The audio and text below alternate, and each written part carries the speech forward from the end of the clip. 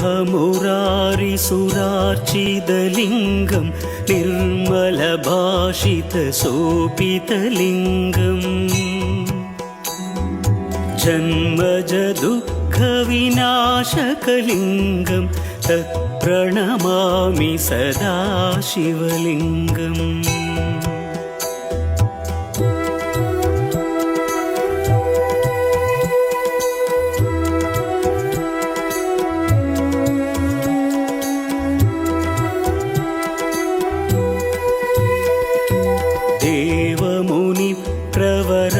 देवमुनिप्रवरार्चितलिङ्गं कामदहनकरुणाकरलिङ्गम्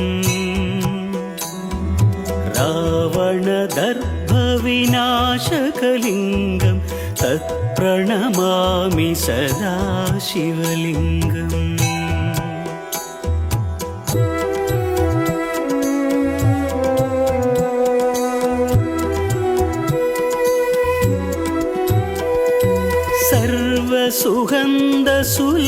सर्वसुगन्धसुलेपितलिङ्गं बुद्धिविवर्धनकारणलिङ्गं सिद्धसुरासुरवन्दितलिङ्गं तत्प्रणमामि सदा